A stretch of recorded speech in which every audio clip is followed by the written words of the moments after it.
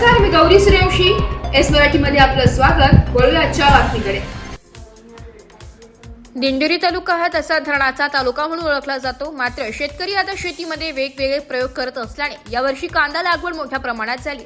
त्यामुळे कांद्याचे उत्पादन देखील वाढले. मात्र अचानक या कांद्याला नैसर्गिकदृष्ट्या लागल्याने अवकाळीने शेतकऱ्यांच्या स्वप्नांचा चुराडा केलाय. शेतात साठवलेला कांदा पूर्णतः भिजून गेल्याने शेतकऱ्यांच्या अपेक्षा भंग पावल्या.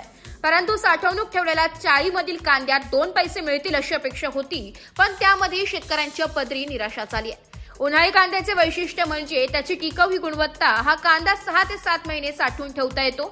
त्याचे कारण म्हणजे शेतकऱ्यांना बाजारात योग्य भाव मिळेपर्यंत थांबून विक्री करता येते. परंतु झालेला खर्च आणि बाजारभाव यात समतोल राहत नसल्याने याही वर्षी शेतकऱ्यांना बाजारभावातील तफावत डोकेदुखी ठरत आहे. अवरात्र कष्ट करून टिकवलेला हा कांदा उत्पादक खर्चापेक्षा कमी दराने विकावा लागत असल्याने शेतकऱ्यांमध्ये नाराजीचे वातावरण असून या कांद्याला हमी भाव द्यावा अशी मागणी शेतकरी वर्गाकडून केली जाते. एस मराठी न्यूजसाठी बापू चव्हाण, दिंडोरी.